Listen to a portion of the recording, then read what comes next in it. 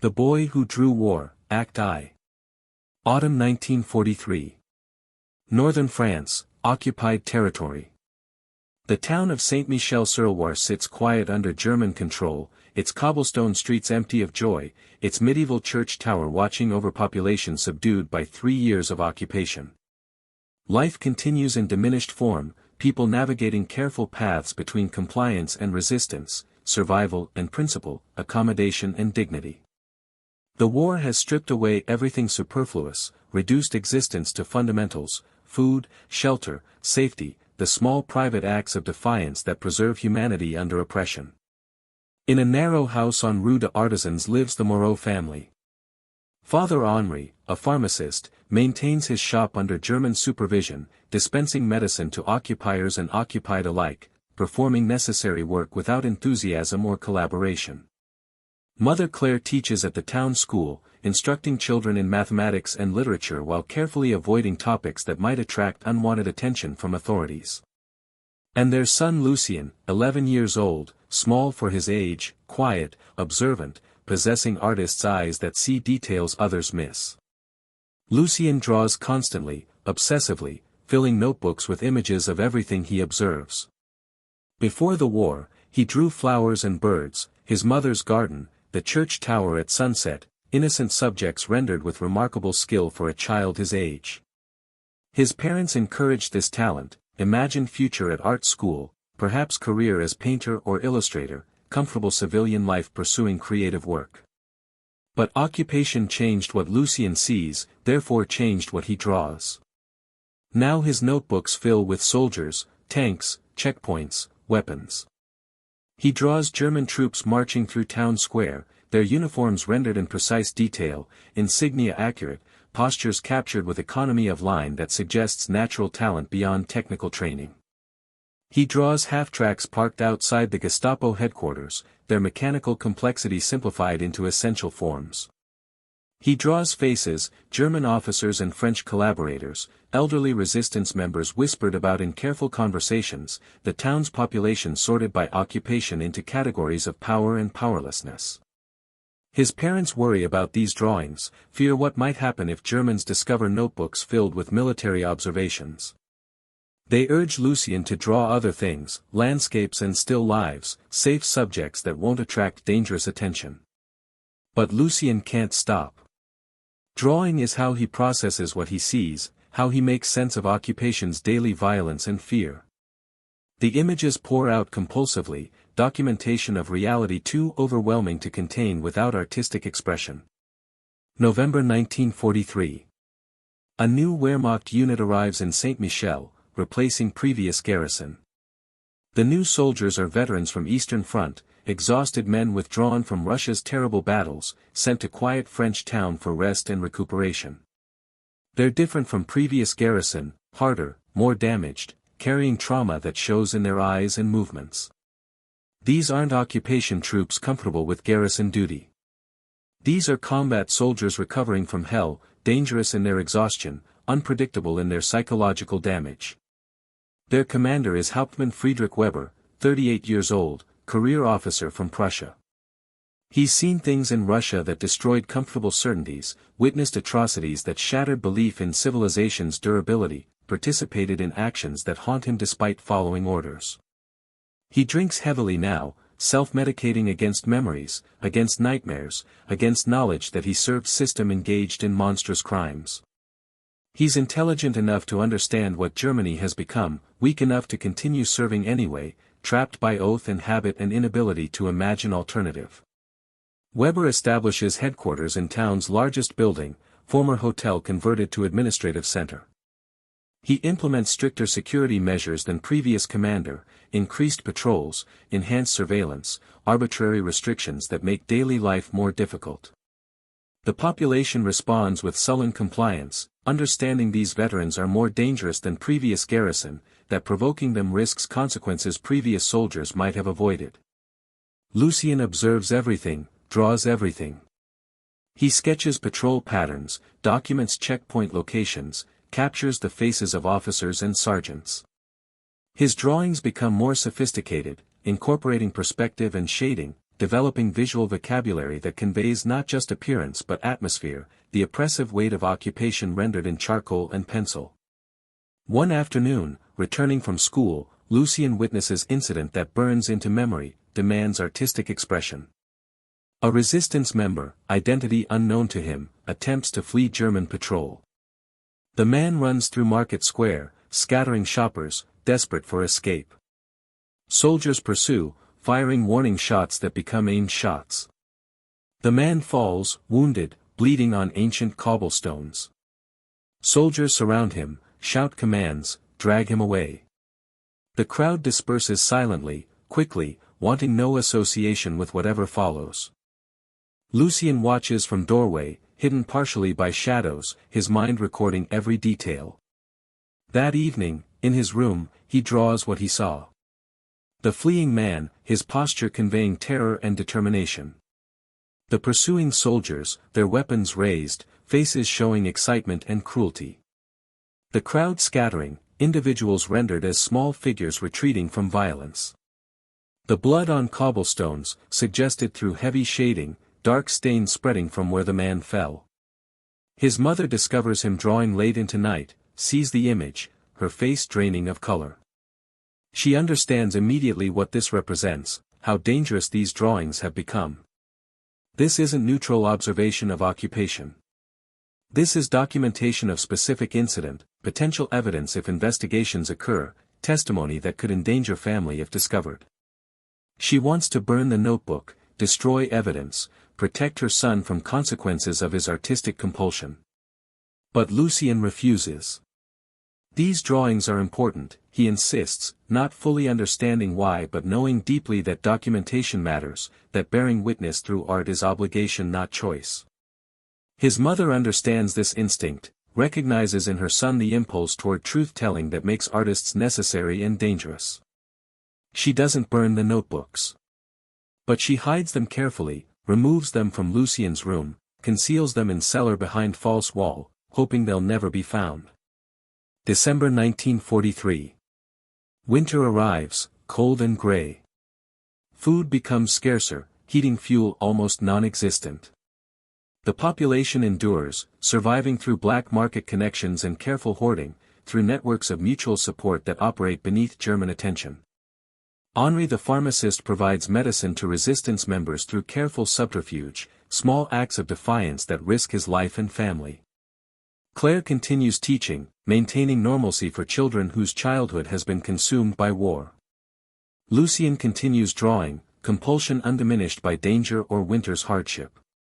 The resistance cell in Saint-Michel, small group led by former schoolteacher named Marcel Duchamp, plans operation against German logistics. They intend to sabotage railway line carrying supplies to Atlantic Wall fortifications, disruption that will delay materials and possibly draw Allied attention to region's strategic value. They need detailed information about German patrol schedules, checkpoint locations, troop movements, precisely the kind of documentation that would require weeks of dangerous surveillance. Marcel learns through whispered conversation with Henri about Lucien's drawings. The pharmacist mentions casually that his son has been sketching Germans, documenting their routines with artists' attention to detail. Marcel understands immediately the potential value, requests meeting with family, wants to see these drawings himself. The meeting occurs in pharmacy after hours, curtains drawn, minimal light, atmosphere heavy with risk. Marcel examines Lucien's notebooks with growing amazement. The child has documented months of occupation with extraordinary precision. Patrol routes, checkpoint schedules, officer identifications, vehicle types, weapon placements, everything resistance needs for operational planning rendered in careful drawings more reliable than verbal reports or written notes. This is intelligence, unintentional but genuine, gathered by child whose artistic compulsion accidentally produced strategic asset. Marcel wants to use the drawings, wants to extract information for resistance operations. Henri and Claire are horrified, refuse immediately. Their son is 11 years old, uninvolved in resistance, his drawings are private expression not intelligence gathering. Using them would endanger Lucien, would make him accomplice to resistance activity, would transform childhood creativity into weapon with potentially fatal consequences. They won't allow it. They can't protect their son if his art becomes operational tool. But Lucien, listening quietly to adult conversation, makes his own decision. He wants to help, wants his drawings to matter, wants to contribute to resistance against occupation that has consumed his childhood. He doesn't fully understand the risks, doesn't comprehend how completely this decision might alter his life, but he understands instinctively that art can serve purpose beyond aesthetics, that documentation has value, that bearing witness is form of resistance. He gives Marcel permission to use the drawings, ignores his parents' protests, insists that this is his choice. Marcel accepts carefully, understanding the gift's weight, the responsibility this places on resistance cell to protect boy whose art they're weaponizing. He photographs the drawings, using borrowed camera and black market film, carefully documenting each page, creating archive of Lucien's observations. The original notebooks remain with family, hidden behind false wall, insurance against discovery, evidence that can be destroyed if necessary. The resistance uses Lucien's drawings to plan their sabotage operation. Patrol routes documented in careful sketches allow them to identify gaps in German security. Checkpoint schedules rendered in sequential drawings reveal patterns and vulnerabilities. Vehicle types and weapon placements captured in detailed studies inform tactical decisions. What began as child's compulsive artistic expression becomes foundation for resistance action, beauty transformed into utility, creativity serving survival. January 1944. The sabotage succeeds brilliantly. Resistance members plant explosives on railway bridge, timing detonation between patrol intervals identified through Lucien's drawings. The bridge collapses spectacularly, dropping supply train into river, killing German personnel and destroying materials destined for Atlantic Wall. Its significant victory, disruption that delays construction and demonstrates resistance capability, success that draws attention from both Allies and Germans. The Gestapo responds with predictable brutality. Investigations intensify, suspects rounded up, interrogations conducted with methods designed to break will and extract information. The town holds its breath, waiting for reprisals, knowing that successful resistance action inevitably produces German response, that victory and tragedy are inseparable under occupation. Marcel and his cell go underground, disappearing into safe houses and rural hideouts, trying to wait out German fury while protecting their network. But someone talks, broken by torture or motivated by reward or simply exhausted by fear. Information leaks. Not complete identification of resistance members, but fragments, pieces that Gestapo assembles into partial picture. They learn that intelligence came from unusual source, that someone documented German routines with suspicious precision, that information enabling sabotage originated from civilian observation. Weber receives this intelligence, understands its implications immediately. Systematic documentation of military activity suggests either resistance surveillance or civilian cooperation, either way requiring investigation. He orders his men to search for evidence, to question residents about anyone displaying unusual interest in German operations, to find whoever provided intelligence that killed his soldiers and destroyed his logistics. Lucien continues drawing, unaware that his art has made him target, that Gestapo is searching for whoever documented patterns exploited by resistance. His parents know, understand the danger, consider fleeing Saint-Michel entirely. But flight would confirm guilt, would draw attention to family previously unremarkable in population of careful survivors. Better to remain, to maintain appearance of normalcy, to hope that investigation finds nothing, that Lucien's notebooks remain hidden, that connection between child's art and resistance operation stays undiscovered. February 1944.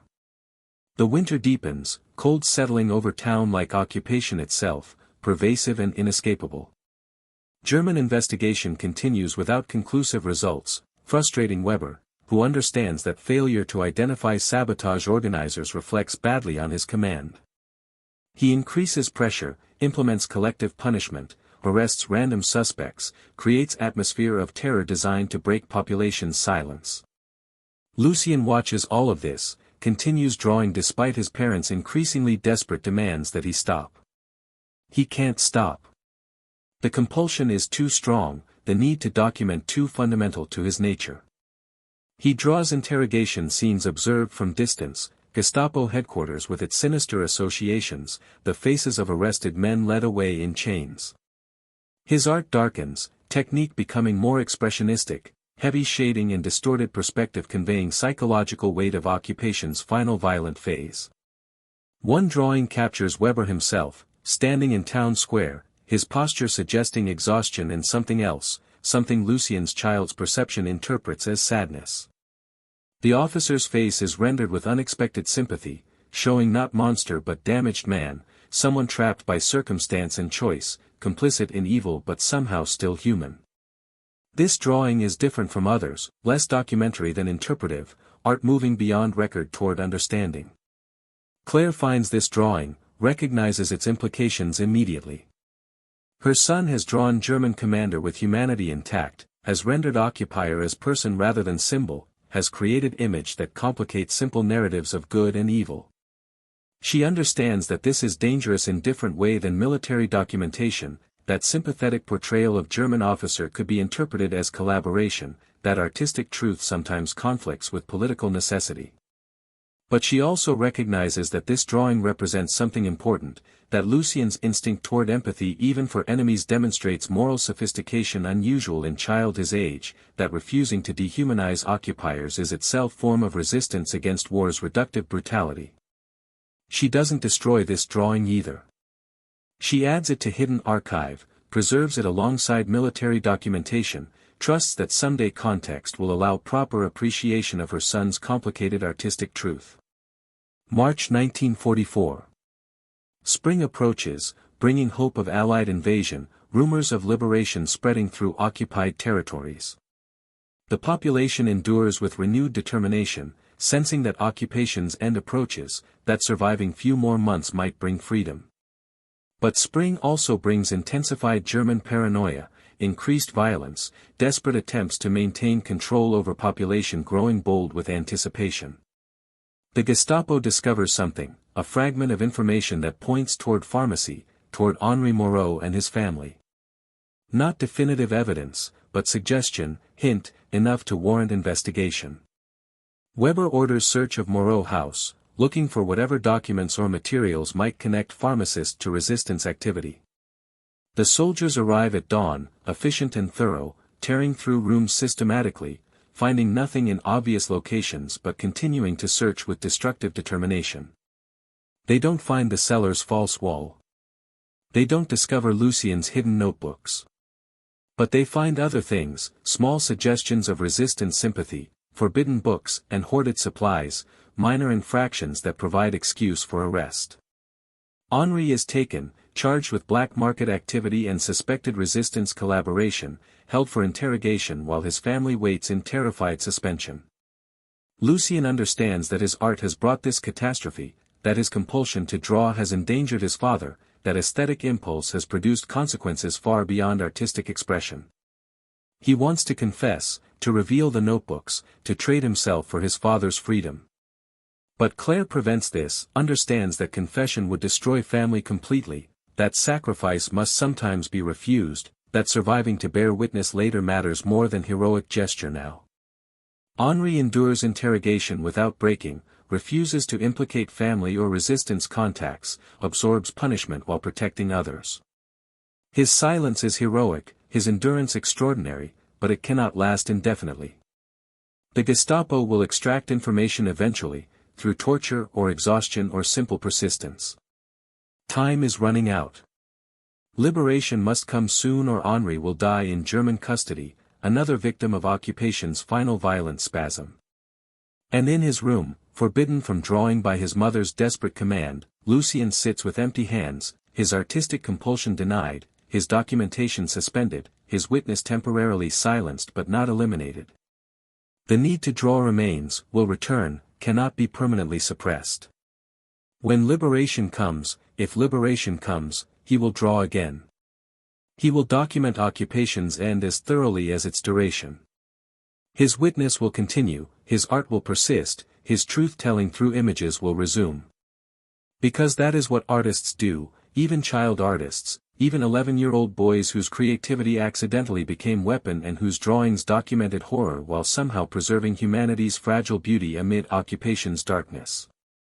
The first act closes with Henri in German custody, Claire and Lucien waiting in terrified suspension, the hidden notebooks preserved behind false wall, Lucien's compulsion to draw temporarily suspended but fundamentally unchanged, spring approaching with rumors of invasion, liberation promised but not yet arrived, and in occupied France a boy sits with empty hands, his art silenced but not eliminated, his witness interrupted but not concluded, his story suspended between documentation and catastrophe, waiting for whatever comes next. The Boy Who Drew War, Act 2. April 1944. Henri Moreau remains in Gestapo custody, held in converted warehouse on town's outskirts that serves as detention center and interrogation facility. The building's windows are painted black, its interior divided into cells and questioning rooms, its walls absorbing screams that neighbors pretend not to hear. Dozens of suspected resistance members occupy these cells, men and women arrested on evidence ranging from substantial to fabricated, all subjected to interrogations designed to break will and extract information regardless of actual guilt or knowledge. Claire visits the Gestapo headquarters daily, requesting information about her husband's status, pleading for his release, offering herself as guarantee of his innocence. The German clerks treat her with mechanical indifference, neither cruel nor kind, simply processing her requests through bureaucratic channels that produce no results. She brings food that Henri never receives, medicine from the pharmacy that guards confiscate, letters expressing love and hope that disappear into administrative void. Her daily presence becomes ritual, performance of devotion that changes nothing but must be maintained because abandoning it would mean accepting Henri's loss. Lucien accompanies his mother on these visits, standing silently while she negotiates with indifferent bureaucrats, observing everything with artist's attention to detail. He sees the other families waiting for news, elderly parents seeking sons, young wives clutching children, their faces showing exhaustion and grief and diminishing hope. He sees German personnel moving through headquarters with casual efficiency, processing suffering as administrative task, reducing human tragedy to paperwork and procedure. He sees all of this but cannot draw it, his notebooks remaining hidden, his compulsion suppressed by maternal prohibition and understanding that documentation now risks everything. But suppressing artistic impulse doesn't eliminate observation, doesn't stop his mind from recording details, composing images, preparing drawings that exist only in memory waiting for future expression. Lucien catalogues faces and postures, architectural details and atmospheric qualities, building internal archive that will eventually demand external form. The drawings will come later, when safety permits, when liberation arrives, when documentation can resume without endangering what remains of his family. For now, he watches and remembers, bearing witness without record, artist temporarily silenced but fundamentally unchanged. Weber conducts Henri's interrogations personally, unusual attention from headquarters commander that reflects suspicion rather than confirms guilt. The pharmacist interests him, educated man from professional class, not typical resistance profile but exactly type Germans fear most, bourgeois citizen whose respectability masks potential collaboration with underground. Weber questions Henri extensively about pharmacy operations, about customers and suppliers, about possible connections to resistance networks. He applies pressure gradually, alternating harsh interrogation with surprising gentleness, trying to break Henri through psychological manipulation rather than simple brutality. Henri maintains innocence consistently, admits only to black market medicine trading, minor infraction motivated by desire to help sick townspeople during shortage conditions. He denies resistance involvement, denies knowledge of sabotage planning, denies everything except small crimes everyone commits under occupation. His consistency is either genuine innocence or extraordinary discipline, Weber cannot determine which. Without concrete evidence, without confession, the case remains inconclusive, Henri held in administrative limbo while investigation continues. But Weber is intelligent, observant, trained in reading people by careers spent evaluating threats and managing occupied populations. He notices things during interrogations, small details that suggest Henri is protecting something, not resistance contacts necessarily but something personal, something family-related. Weber orders investigation expanded to include entire Moreau household, wants to understand what pharmacist is concealing, what vulnerability might provide leverage for extracting truth. May 1944. The town holds its breath, waiting for invasion everyone knows is coming, sensing that occupation's end approaches but unsure whether liberation will arrive before German paranoia destroys more lives. Rumors spread constantly, whispered reports of Allied preparations, exaggerated accounts of German withdrawals, desperate hope disguised as intelligence. The resistance remains underground, their networks disrupted by arrests and betrayals, waiting for Allied landing before resuming operations. Marcel and his cell survive in hiding, protected by civilian population's conspiracy of silence, planning actions for when invasion provides cover for renewed activity. Claire continues teaching, maintaining normalcy for children who understand nothing is normal, who absorb occupation's violence through osmosis even when adults attempt protection. She teaches mathematics and literature, safe subjects that avoid politics, providing education and stability amid chaos.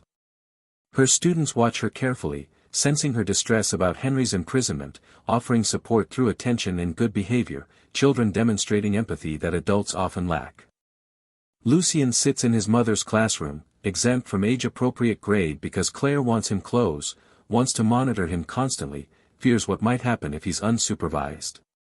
He's quiet, withdrawn, his usual artistic activity suspended, his hands idle in ways that worry Claire more than his previous compulsive drawing. A child who stops creating has stopped processing, has internalized trauma without outlet, damage accumulating invisibly. She wants him to draw again but fears the risk, caught between psychological necessity and physical danger, unable to choose between her son's mental health and family's survival. One afternoon, Lucien witnesses scene that breaks his artistic silence despite danger and prohibition. German soldiers parade through town square with captured resistance members, public humiliation designed to intimidate population and demonstrate German power. The prisoners are beaten, their faces bloodied, their dignity stripped away through calculated cruelty. The crowd watches in forced silence, required attendance at display of terror, complicity through presence. Lucien sees everything, his mind recording details automatically, artists functioning even when artistic expression is forbidden. That evening, despite his mother's prohibition, despite understanding the risk, Lucien draws what he witnessed. He works quickly, using charcoal on scrap paper, creating image of parade and prisoners and watching crowd. The drawing is rough, executed hastily, but captures essential truth of scene, the violence and humiliation and forced witnessing. He hides the drawing immediately after completing it, adds it to mental inventory of work that must be preserved, art that documents occupation's final brutal phase. Claire discovers the drawing during her nightly search of Lucien's room, routine violation of privacy justified by necessity, maternal surveillance designed to prevent son from endangering himself through artistic compulsion. She's angry and terrified, understanding that his continued drawing risks family's survival, that discovery would provide evidence linking them to resistance documentation. She wants to destroy the drawing, wants to burn it along with all hidden notebooks, wants to eliminate evidence that might kill them all. But looking at the image, she recognizes something important, something that transcends immediate danger. Her son has created testimony, visual record of occupation's violence, documentation that will matter after liberation, when accounting occurs, when truth must be established against inevitable revisionism and forgetting. This drawing, these notebooks, they're evidence not just of German crimes but of civilian experience, of how occupation felt to those who endured it, perspective that official histories often miss. Destroying this documentation would eliminate truth-telling that might prove essential later. She makes decision that terrifies her, that violates every maternal instinct toward protection, that prioritizes future truth over present safety. She allows Lucien to continue drawing, imposes conditions designed to minimize risk but doesn't prohibit artistic expression entirely. He must draw only in evening, must hide work immediately, must never carry drawings outside house, must understand that discovery means death not just for him but for entire family. These conditions are inadequate protection, she knows this, but complete prohibition has failed anyway. Better to manage the compulsion than deny it unsuccessfully. Lucien accepts conditions gratefully, resumes drawing with renewed intensity, months of suppressed observation pouring onto paper. He draws what he remembers from Henry's imprisonment, the Gestapo headquarters with its sinister atmosphere, the waiting families and indifferent bureaucrats. He draws resistance parade, captures violence and humiliation with economy of line that suggests artistic maturity beyond his years. He draws occupation's daily reality, checkpoints and patrols, food lines and curfews, all the small degradations that collectively constitute life under German control. His technique evolves rapidly, pressure and necessity forcing artistic development, style becoming more expressionistic, less concerned with documentary accuracy than emotional truth. The drawings capture not just appearance but feeling, conveying through distortion and emphasis the psychological weight of occupation. Buildings loom oppressively, soldiers appear monstrous through exaggeration, civilians shrink under implied threat. This is art shaped by trauma, expression filtered through child's limited understanding of enormous events, testimony that's powerful precisely because it's unfiltered by adult rationalization. June 1944. Invasion comes finally, Allied forces landing in Normandy, beginning liberation that will take months to reach Saint-Michel but provides immediate psychological relief. The population celebrates secretly, carefully, understanding that Germans remain dangerous despite strategic defeat, that occupation's final phase might be most violent as desperate men lash out against inevitable loss. But hope returns, genuine hope based on military reality rather than desperate wishful thinking, certainty that liberation will come eventually even if timing remains uncertain. Weber receives news of invasion with exhausted resignation. He's intelligent enough to understand what Normandy landing means, that Germany has lost, that occupation will end, that his war is essentially over even if fighting continues. He drinks more heavily, spends hours staring at maps that show impossible strategic situation, contemplates future that holds either death in futile defense or capture and likely execution for crimes committed during occupation. There's no good outcome, no path that leads to anything except loss and judgment. His investigation of Henri Moreau continues mechanically, habit persisting despite strategic meaninglessness. He interrogates the pharmacist again, applies pressure without enthusiasm, going through motions of duty while understanding nothing matters anymore. But during this interrogation, Henri makes mistake, small slip in otherwise consistent testimony, reference to son's activities that suggests knowledge of something significant. Weber notices immediately, professional instinct functioning despite personal defeatism, seizes on inconsistency with questions designed to exploit vulnerability. Henri realizes his error too late, tries to recover, but damage is done. Weber understands now that investigation should focus on Boy, that whatever Henri is protecting involves his son, that leverage exists through family rather than individual.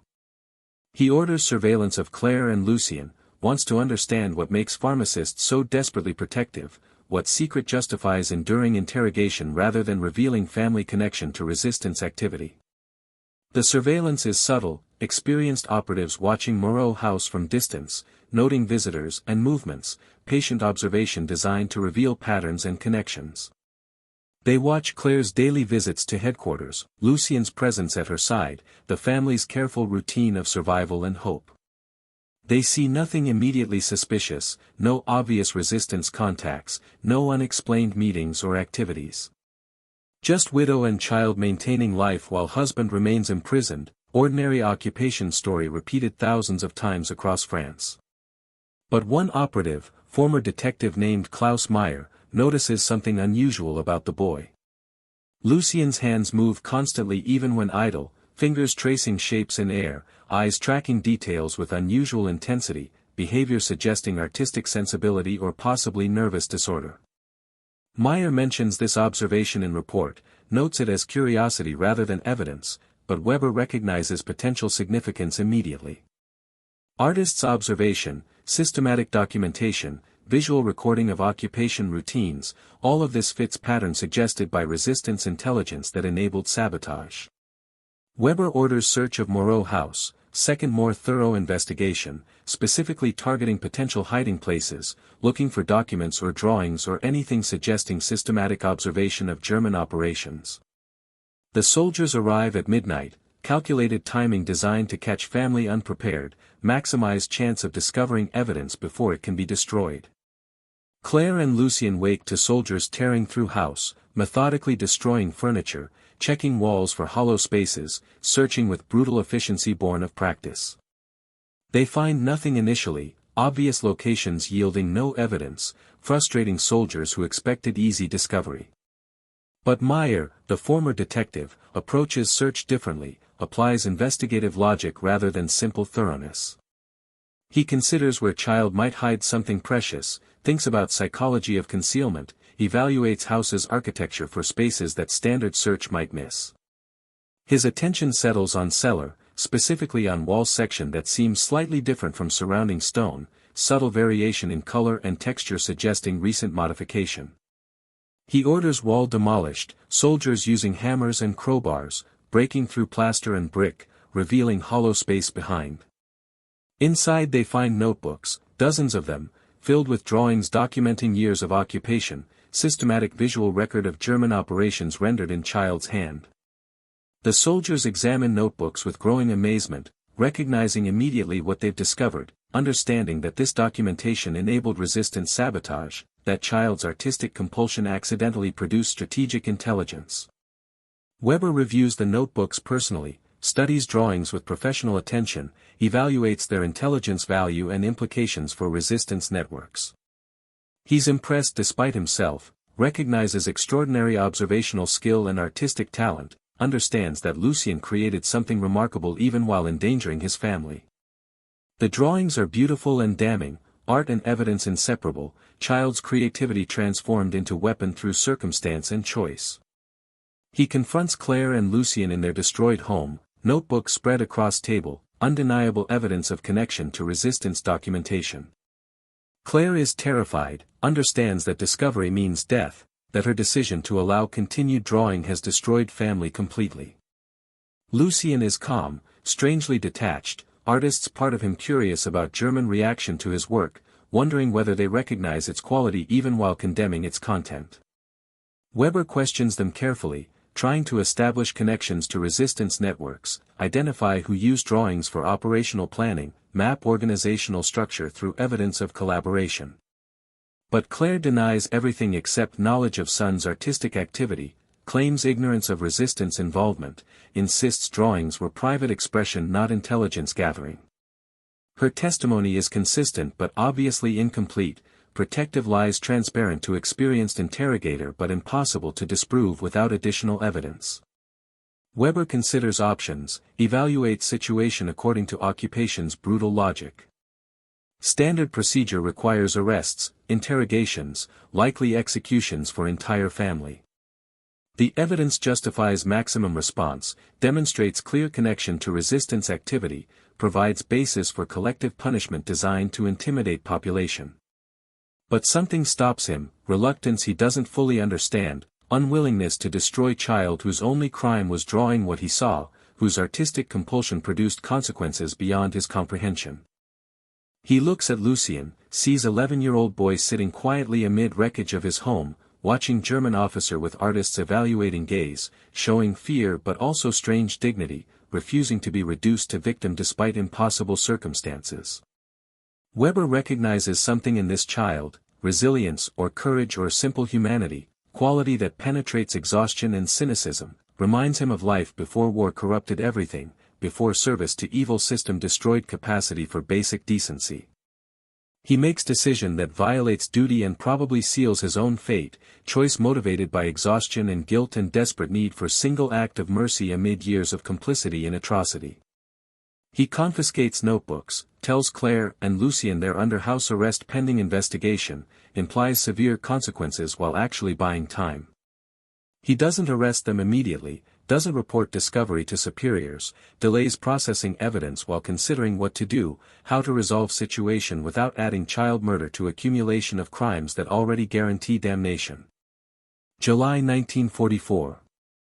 Allied forces advance through Normandy, liberation approaching but progress slower than hoped, German resistance fiercer than expected.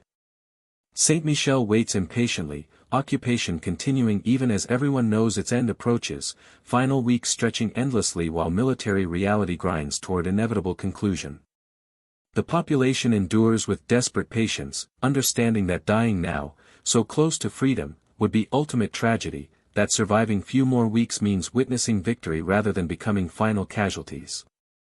Henri remains imprisoned, his fate uncertain, Weber's investigation stalled by indecision about Moreau family. Claire and Lucien live under house arrest, confined to home, watched constantly by guards who prevent escape but don't actively threaten. The situation is suspended, unresolved, Weber delaying decisions he's obligated to make, buying time while invasion advances and occupation crumbles and judgment approaches for everyone involved. Lucien cannot draw, his notebooks confiscated, his documentation suspended at moment when history accelerates toward climax. He feels frustrated, helpless, unable to record liberation when it comes, denied ability to document occupation's end with same thoroughness he documented its duration. His internal archive continues growing, observations accumulating in memory, but absence of external expression creates psychological pressure that builds daily. Artists need to create denied by circumstances beyond his control.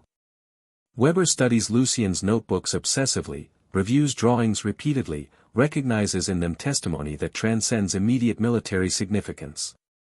These images document occupation from perspective rarely preserved, child's view of enormous events, innocence recording horror without full comprehension, art capturing truth that official accounts will miss.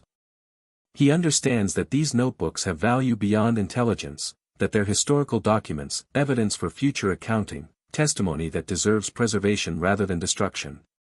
He makes second decision, more dangerous than first, choice that completes his betrayal of duty and seals his fate definitively. He photographs Lucien's drawings, using confiscated camera and remaining film, carefully documenting each page, creating archives separate from original notebooks. He doesn't know why he does this, what impulse toward preservation motivates actions that contradict everything his position requires. Perhaps guilt, perhaps exhaustion, perhaps simple recognition that some truths must survive even when individuals don't. August 1944. Paris falls, liberation spreading across France, German forces retreating in disorder. Saint-Michel's garrison receives withdrawal orders, instructions to evacuate eastward before Allied advance traps them. Weber prepares departure mechanically, organizing logistics, destroying documents, managing retreat with professional competence despite knowing it leads nowhere except capture or death. His war is ending badly, as he always knew it would, judgment approaching for crimes that can't be denied or justified. Before departing, he releases Henri from custody, orders pharmacist return to family without explanation, act of mercy that makes no strategic sense but provides personal satisfaction amid general catastrophe. Henri returns home gaunt and damaged, bearing interrogation's marks, but alive and coherent, capable of recovery given time and peace. The family reunites in their wrecked house, embracing amid ruins, grateful for survival, understanding how narrowly they escaped destruction. Weber visits them final time before garrison withdrawal, brings Lucien's notebooks, returns confiscated evidence without explanation. He also brings photographs he created, duplicate archive of drawings, and small leather journal filled with his own notes about occupation, observations and confessions, testimony about crimes witnessed and committed, evidence he's preserving for future judgment he won't live to face. He gives everything to Claire, tells her to keep it safe, to ensure documentation survives, to make certain truth is told when accounting comes. He speaks briefly with Lucien, tells the boy his drawings are important, that artistic truth matters, that documentation serves purpose beyond immediate circumstances. He doesn't apologize for occupation or his role in it, doesn't seek forgiveness he knows he doesn't deserve, simply acknowledges boy's courage and talent, offers respect that transcends national enmity and moral judgment. Then he leaves, returns to his unit, departs Saint-Michel with withdrawing garrison, disappears into chaos of retreat and collapse. The German forces leave during night, quiet evacuation without ceremony, occupiers departing occupied territory they held for 4 years, soldiers returning to dying Reich and uncertain fate. The population wakes to find them gone, occupation ended suddenly after years of grinding duration, liberation arriving not through dramatic battle but through simple absence, enemy departed and freedom restored almost anticlimactically. But Saint-Michel is free finally, German presence eliminated, Allied forces arriving days later to jubilant welcome. The town celebrates with desperate joy, years of suppressed emotion released in tears and laughter and overwhelming relief. The war continues elsewhere, fighting persists across Europe, but here liberation is real and complete, occupation ended and normal life theoretically possible again even if reality will take years to match hope. Lucien draws liberation, documents joyful chaos, captures celebrations and tears and triumphant entry of Allied troops. His hand moves rapidly, filling new notebooks his mother bought from reopened shops, recording everything with intensity suggesting years of suppressed artistic hunger released suddenly. The drawings are different from occupation documentation, lighter, more optimistic, conveying relief and hope rather than fear and oppression. But they maintain same observational precision, same commitment to truth-telling, same artistic compulsion to bear witness regardless of subject matter. The second act closes with Saint-Michel liberated, Moreau family reunited and surviving, Lucien's notebooks preserved and returned, his documentation complete from occupation's beginning through its end, Weber disappeared into retreats chaos carrying guilt and his own testimony, and France beginning long process of recovery and accounting, judgment and memory, determining what happened and who did what. Establishing truth that art like Lucien's helps preserve, evidence that matters when forgetting becomes easier than remembering, The Boy Who Drew War, Act 3. September 1944. Saint-Michel begins recovery, slow emergence from occupation's trauma into uncertain peace. The town bears visible scars, buildings damaged by bombardment and neglect, infrastructure degraded by years without proper maintenance, population diminished by deportations and executions and flight. But life resumes tentatively, shops reopen, schools restart classes, civil administration reconstitutes itself under provisional government authority. The machinery of normal existence creaks back into motion, rusty from disuse but functional enough to provide structure for traumatized population. The Moreau family attempts return to ordinary life, process complicated by what they've endured and witnessed. Henri resumes pharmacy operations, treating patients whose medical needs accumulated during occupation's final chaotic months. His hands shake sometimes, legacy of interrogation's physical and psychological damage, but he functions adequately, professionalism overriding trauma through force of will and necessity.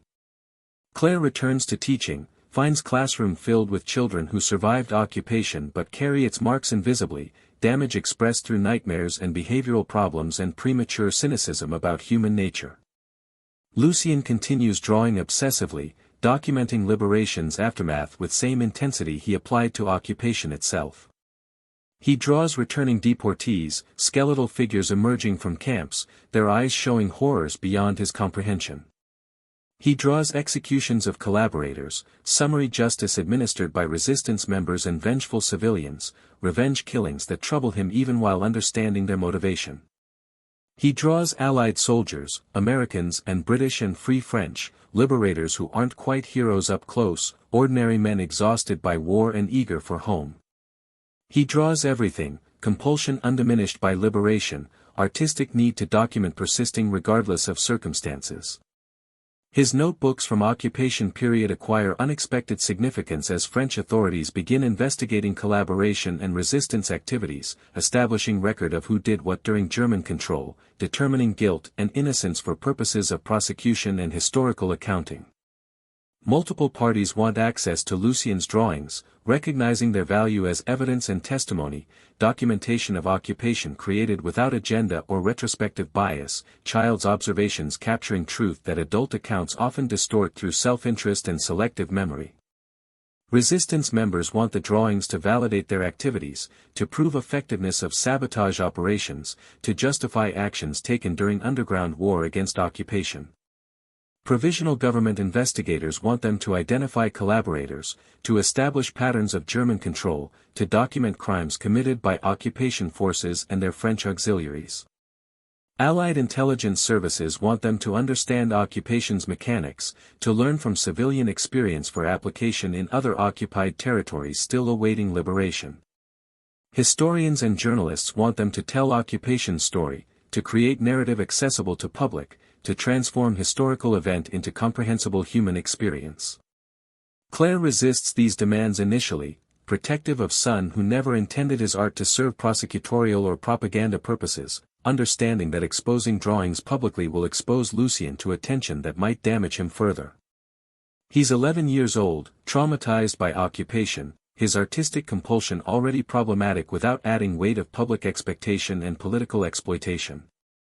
She wants to preserve his privacy, to allow recovery without interference, to protect childhood that occupation already stole.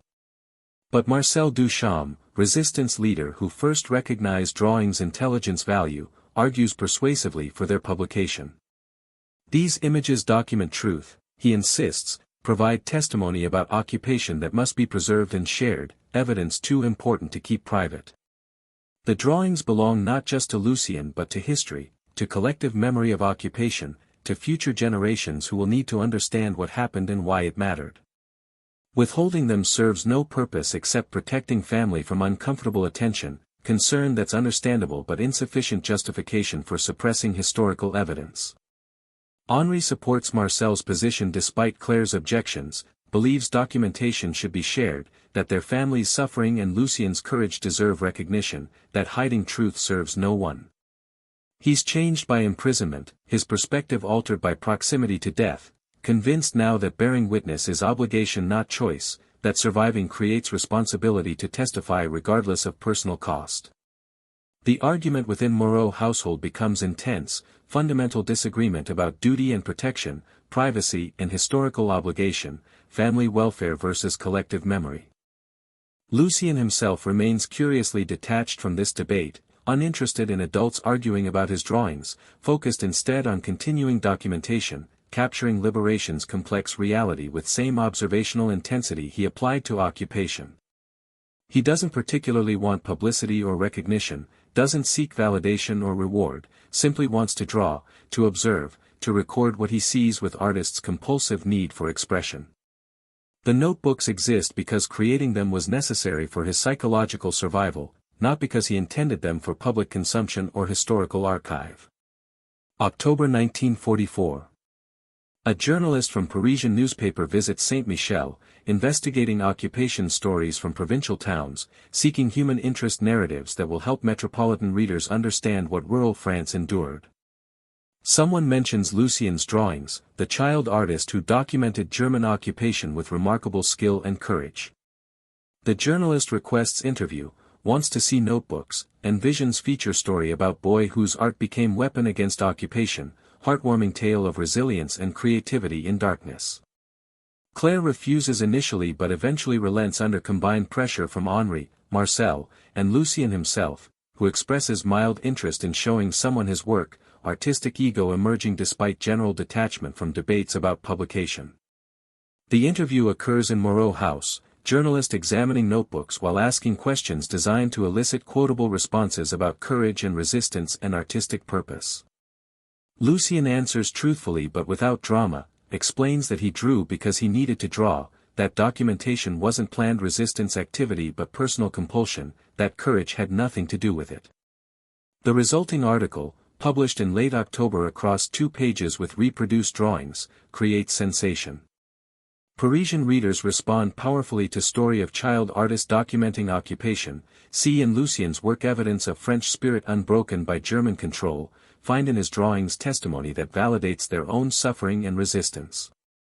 The article is reprinted in regional papers, circulated through provisional government information services, eventually picked up by Allied press looking for positive stories about French civilian experience. Suddenly Lucien is famous, child celebrity lionized for courage he doesn't claim and artistic genius he doesn't recognize in himself. Letters arrive at Moreau House, dozens then hundreds, people writing to express admiration, to share their own occupation stories, to request copies of drawings for personal or institutional archives. Art critics publish analyses of his work, praising observational skill and emotional depth, comparing him favorably to professional war artists, debating whether child's perspective enhances or limits artistic value of occupation documentation. This attention overwhelms Lucien, violates his natural inclination toward privacy, disrupts routine that helps him process trauma through continued artistic expression. He doesn't want to be famous, doesn't enjoy interviews or public recognition, finds entire situation exhausting and confusing.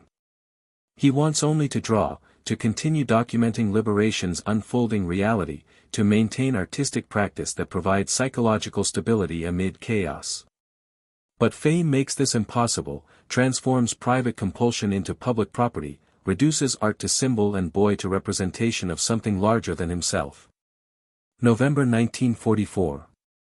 The Provisional Government organizes exhibition of resistance art in Paris, collection of works created during occupation by artists both professional and amateur, visual record of underground France that complements military history with civilian testimony. Lucien's drawings are requested for inclusion, recognition of their artistic merit and historical significance, validation that his work deserves place alongside adult artists in official narrative of resistance and survival. Claire opposes participation, believes Lucien has given enough, that family deserves privacy and recovery without continued exposure.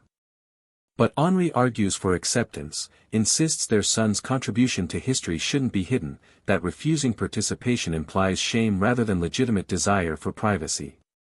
Marcel supports exhibition participation, frames it as patriotic duty, service to France's collective memory and national healing. Even Lucien expresses mild interest, curious to see his work displayed publicly, wondering how drawings created in solitude will appear in museum context. The family travels to Paris in December, first trip to capital since before occupation, journey through countryside still bearing war's scars, damaged bridges and burned villages and improvised military cemeteries.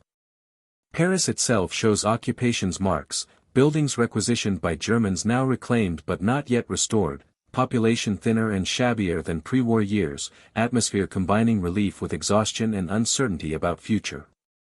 But life persists, culture resumes, museums reopen and theaters restart performances, civilization reconstituting itself despite material damage and psychological trauma. The exhibition opens at Jeu de Paume, museum in Tuileries Garden, former display space for Impressionist paintings now hosting resistance art, visual testimony to occupation's reality and French resilience. Hundreds attend opening night, government officials and resistance leaders, artists and journalists, ordinary Parisians wanting to see documented evidence of years just ended, needing visual confirmation of what they endured and survived. The crowd moves through galleries examining paintings and drawings and photographs, works ranging from sophisticated professional art to crude but powerful amateur expression, collective testimony that establishes occupation's reality against future forgetting and denial. Lucien's drawings occupy entire gallery wall, dozens of images arranged chronologically, documenting occupation from 1940 establishment through 1944 liberation. The display is powerful, cumulative effect of systematic observation creating narrative more comprehensive than any single image, child's perspective providing access to occupation's daily reality that adult art sometimes misses through excessive sophistication or political agenda. Viewers stop before his work, study drawings carefully, many visibly moved by combination of artistic skill and testimonial authenticity, evidence of child bearing witness to adult catastrophe. Critics praise exhibition generally and Lucien's contribution specifically, reviews appearing in reconstituted French press celebrating resistance art's historical importance and aesthetic achievement. Several critics single out Lucien's work for particular attention, noting observational precision and emotional restraint, arguing that his drawings represent most significant visual documentation of occupation created by civilian artists. One review describes him as the boy who drew war without understanding it, and thereby captured truth that understanding might have distorted, assessment that pleases and troubles Lucien simultaneously, recognition accompanied by reduction of complex motivation to simple narrative. But exhibition also produces unexpected consequence, discovery that complicates simple narrative of child artist documenting occupation.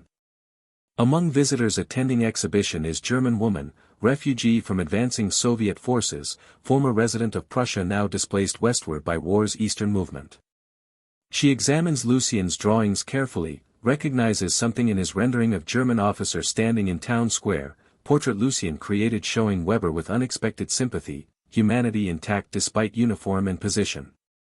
She approaches Moreau family at exhibition, introduces herself as Weber's sister Anna, explains that she recognized brother in Lucien's drawing, is searching for information about his fate since garrison withdrawal from France. She knows he retreated eastward with Wehrmacht remnants, knows he faced court-martial for abandoning position without proper authorization, but doesn't know whether he survived military collapse, whether he's prisoner or refugee or dead in some unmarked grave. The drawing is only recent image she's seen of her brother, evidence he lived at least until summer 1944, small comfort in absence of definite information. This encounter disturbs Lucien profoundly, confronts him with humanity of occupier, forces recognition that German soldiers were individuals with families and lives beyond their role in occupation. He remembers Weber's final visit, the officer returning confiscated notebooks, acknowledging drawing's importance, offering respect that transcended enmity. He remembers drawing Weber with sympathy, instinctive artistic decision to render subject truthfully rather than symbolically, preserving humanity despite uniform and role in oppressive system. Anna asks to speak with Lucien privately, wants to understand her brother's final months, needs information about man she knew before war transformed him into something she didn't recognize. They talk quietly in gallery corner, Lucien describing Weber's behavior during occupation's final phase, his increasing exhaustion and drinking, his conduct of Henry's interrogation and investigation of Moreau family, his surprising decisions to delay arrests and return notebooks, his gift of photographs and journal before garrison withdrawal. Lucien mentions Weber's journal, testimony the officer entrusted to Moreau family, confession and evidence written for future accounting he expected not to survive. Anna asks to see this journal, needs to understand what her brother became, what crimes he committed, what guilt he carried. Claire hesitates, uncertain whether family should share document given to them in confidence, whether Weber's testimony belongs to his sister or to historical record or to neither. But Anna's need is genuine, grief and confusion requiring information that only journal can provide, understanding that might allow forgiveness or at least acceptance of brother's transformation and fate. They give her the journal, leather-bound book filled with Weber's handwriting, detailed account of occupation from commander's perspective, administrative decisions and moral compromises, crimes witnessed and participated in, gradual erosion of principles under pressure of duty and circumstance. Anna reads through tears, recognizes brother in prose even while confronting stranger he became, man destroyed by service to evil system, damaged beyond repair by complicity in atrocity. The journal is confession and indictment, testimony against himself written with brutal honesty, evidence for judgment he assumed would be posthumous. She also reads Weber's observations about Lucien, entries describing discovery of drawings and recognition of their significance, reflections on boy's courage and talent, increasingly guilty acknowledgement that destroying child artist would add unforgivable crime to already long list of complicity. Weber wrote extensively about decision to preserve drawings, photographing pages, protecting documentation he knew was evidence against occupation he served. His motivation was complex, combination of exhaustion and guilt and desperate need for single act of decency, preservation of truth as inadequate atonement for years of service to lies. Anna asks whether she can keep journal, wants to preserve brother's testimony even while recognizing it documents crimes requiring judgment. Claire agrees, understands journal belongs to Weber's family as much as historical record, that sister's grief deserves accommodation. But she requests copy first, wants to preserve complete archive of occupation documentation including German commander's confession, recognition that truth requires multiple perspectives, that understanding occupation demands hearing all voices including perpetrators acknowledging their guilt. This exchange transforms how Lucien understands his own work, reveals complexity he didn't recognize while creating drawings, forces acknowledgement that documentation captures not just occupation's surface reality but deeper human tragedy affecting everyone involved. His drawings documented German soldiers as oppressors, which they were, but also as individuals, which they remained despite uniform and role. Weber's recognition of drawings' importance, his choice to preserve them despite professional obligation to destroy evidence, his confession written for judgment he welcomed, all of this complicates simple narrative of resistance and collaboration, good and evil, victim and perpetrator. January 1945. The war continues in Germany, Allied forces advancing toward Berlin, Nazi regime collapsing but fighting persists. France begins long process of reconstruction, physical rebuilding and psychological recovery, trials of collaborators and celebration of resistance heroes, establishing narrative that simplifies occupation's complex reality into comprehensible story of national suffering and redemption. Lucien's drawings become part of this narrative, cited as evidence of French spirit unbroken by occupation, child's courage representing collective resistance to German control. But Lucien himself resists this simplified interpretation, understands through encounter with Anna Weber that occupation's reality was more complex than post-war narrative acknowledges, that humanity persisted even among occupiers, that judgment must account for individuals not just systems. His drawings documented what he saw without agenda, captured truth including uncomfortable recognition that Germans were people, that evil operated through ordinary men who made terrible choices under pressure of circumstance and duty. He continues drawing through 1945, documenting liberation's complicated aftermath, return of deportees and trials of collaborators, celebrations and revenge killings, hope and trauma intermingled. His style evolves further, becomes more expressionistic and psychological, less concerned with documentary accuracy than emotional truth, art moving beyond simple observation toward interpretation and analysis. The drawings remain powerful but increasingly disturbing, child's perspective darkening as understanding deepens, innocence eroded by exposure to occupation's lasting damage. His work attracts continued attention, exhibitions in provincial museums, requests for interviews and articles, growing recognition as significant child artist whose wartime documentation provides unique historical testimony. But fame remains uncomfortable, attention unwanted, Lucien preferring privacy and continued artistic practice to public role as symbol of resistance and resilience. He cooperates with requests reluctantly, fulfills obligations while maintaining emotional distance, protects core self from exploitation even while allowing external use of his art. Claire watches her son's development with concern, recognizes trauma manifesting in obsessive drawing and emotional withdrawal, understands he needs help processing what he witnessed and documented. She arranges consultation with psychologist, former professor returning from hiding, specialist in treating traumatized children. The sessions are difficult, Lucien resistant to talking but gradually opening through art therapy, creating drawings that express feelings he can't verbalize, processing occupation's damage through continued visual expression. The psychologist recognizes extraordinary situation, child whose artistic talent accidentally became weapon, whose private compulsion produced public consequences, whose documentation served purposes beyond his control or comprehension. Treatment focuses on separating Lucien's identity from his art, helping him understand that drawings are important but he's not defined by them, that recognition is acceptable but shouldn't determine self-worth, that continuing to draw must serve his needs not external expectations.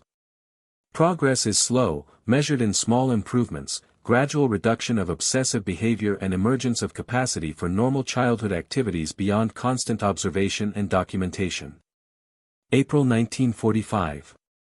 Germany surrenders finally, war in Europe ending officially, victory celebrated across Allied nations and liberated territories.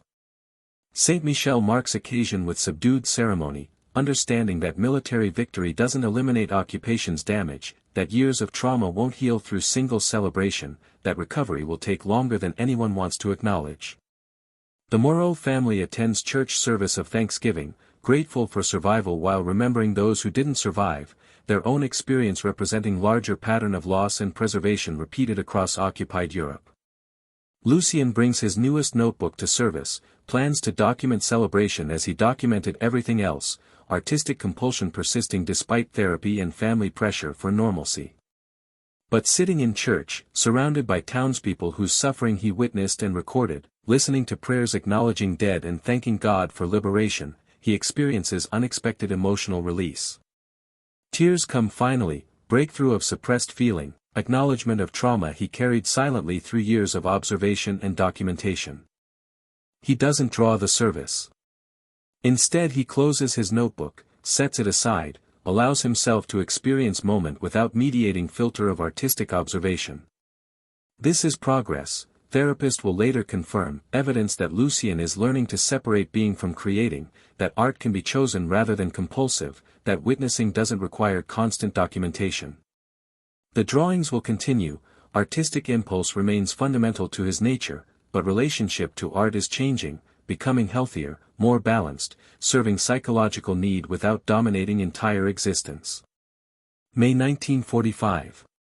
Allied authorities request Lucien's drawings for inclusion in evidence being compiled for planned war crimes trials, documentation of occupation's reality to support prosecution of German leadership and collaborationist French officials. The request is official, backed by provisional government authority, framed as patriotic duty and historical necessity. Claire hesitates again, exhausted by continued demands on family, wanting finally to close occupation chapter and focus on recovery. But Henri argues for cooperation, believes justice requires evidence, that prosecuting war criminals serves purpose beyond vengeance, establishes accountability that prevents future repetition. Lucien agrees to provide drawings, understanding their historical importance even while recognizing this means continued exposure and delayed privacy. Selected images are photographed for trial evidence, careful documentation preserving drawings while allowing originals to remain with family. The photographs will be used in proceedings at Nuremberg and subsequent trials, visual evidence of occupation's reality complementing testimony and documents, child's observations confirming patterns of oppression and control implemented systematically across occupied Europe. But Lucien imposes condition on this cooperation, request that surprises everyone. He wants Weber's journal included in evidence also, German commander's confession alongside documentation of occupation he helped administer, perpetrator's testimony complementing victim's observation. This request troubles prosecutors, who prefer simplified narratives of guilt and innocence, find Weber's complex confession problematic for trials designed to establish clear accountability. But Lucien insists, argues that truth requires multiple perspectives, that understanding occupation demands hearing all voices including those acknowledging guilt and complicity. His position reflects maturity unusual in 12-year-old, understanding shaped by encounter with Anna Weber and recognition that humanity persists even in perpetrators, that judgment must account for individuals making choices under pressure rather than simply condemning abstract evil. This perspective troubles adults who prefer simpler narratives, but Lucien is adamant. Either both documents are submitted, his drawings and Weber's journal, or neither. Complete truth or nothing. Eventually compromise is reached. Lucien's drawings will be used as prosecution evidence at trials. Weber's journal will be submitted to historical archive, preserved for future research but not used in immediate legal proceedings, recognition that German commander's confession has documentary value even if complicates prosecutorial narrative. This satisfies Lucien's demand for complete documentation while accommodating legal systems' need for simplified presentation, balance between historical complexity and judicial necessity. Throughout 1945 and into 1946, Lucien's drawings circulate through various official and cultural contexts, exhibitions and publications, trials and archives, becoming part of collective memory of occupation and liberation. His fame persists but eventually diminishes, public attention shifting to other concerns as France moves beyond immediate post-war period into reconstruction and political reorganization.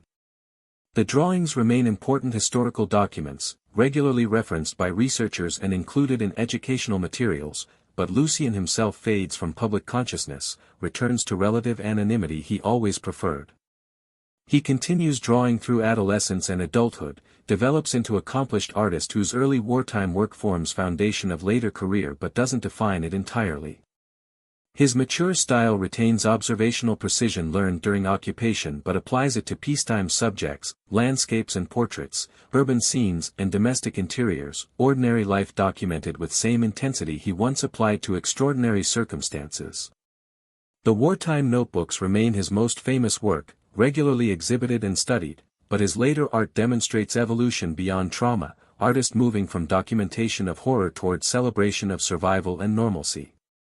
He rarely speaks about occupation publicly, declines most interview requests, maintains privacy about childhood experience that shaped but doesn't define him. When he does discuss wartime drawings, he emphasizes compulsive nature of creation, explains that documentation was personal necessity not planned resistance activity, that courage attributed to him retrospectively wasn't felt during actual experience. He describes himself not as hero but as child who drew because he needed to draw, who happened to observe occupation and therefore documented it, whose art accidentally served purposes beyond his intention or control. His relationship with Anna Weber persists surprisingly, correspondence maintained over decades, mutual recognition of shared connection to occupation's complexity and human cost. She never learns definitively what happened to her brother, whether Friedrich Weber survived war's end or died during collapse and retreat, but she preserves his journal and photographs of Lucien's drawings as testimony to complicated man destroyed by service to evil system. This preservation serves both as memorial and warning, acknowledgement of individual tragedy within larger historical catastrophe, recognition that understanding requires remembering perpetrators' humanity even while condemning their choices. In 1989, when Berlin Wall falls and Cold War ends, elderly Lucien returns to Germany for first time since war, accepts invitation to speak at exhibition of occupation art in reunified Berlin. He's 75 years old now, his wartime drawings displayed alongside work by other artists who documented Nazi period and occupation, collective testimony to era that shaped post-war Europe and continues influencing contemporary society. He speaks briefly, emotionally, about Child's perspective on occupation, about drawing as survival mechanism, about importance of documentation and danger of simplified narratives. He mentions Weber specifically, German commander who recognized drawing's value and chose preservation over destruction, who wrote confession acknowledging guilt and seeking judgment, whose complicated humanity contradicted post-war preference for clear categories of good and evil. Lucien argues that understanding occupation requires acknowledging this complexity, that remembering must include uncomfortable recognition that perpetrators were individuals making choices, that evil operated through ordinary people susceptible to pressure and propaganda, that preventing repetition demands understanding mechanisms of complicity not just condemning abstract wickedness.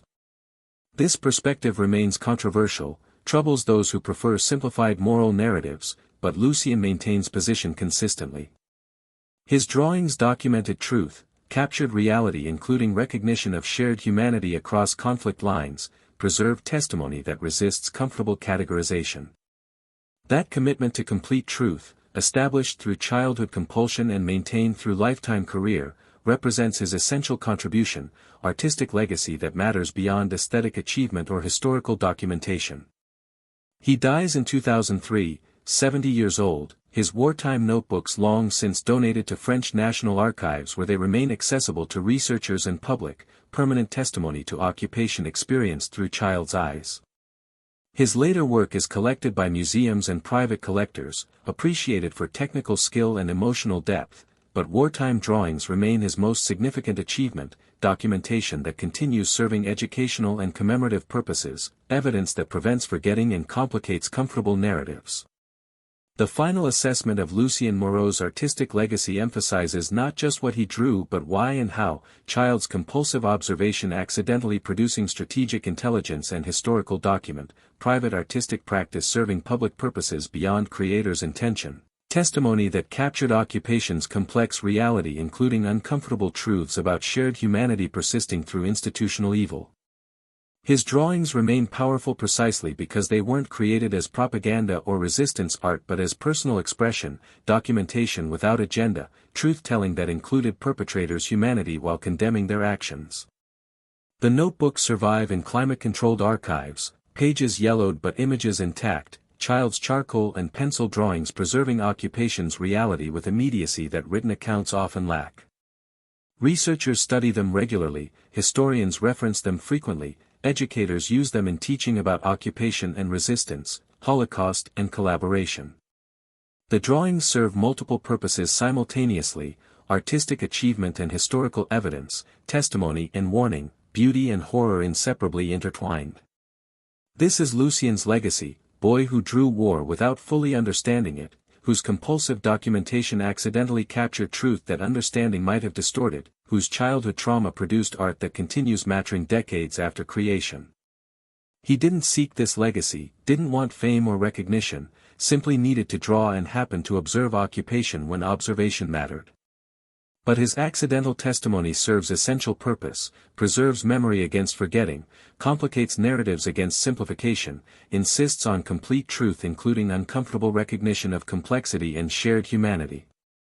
The drawings endure, will endure, permanent documentation of temporary catastrophe, child's witness to adult horror, art serving historical necessity while maintaining aesthetic power. This is what survived occupation, what emerged from trauma, what Lucien Moreau contributed through compulsion he couldn't control and talent he didn't fully recognize. The boy who drew war created something that outlasted war, documentation that continues speaking truth long after voices that lived it have fallen silent, testament to art's power not just to record reality but to preserve it against inevitable erosion of memory and truth.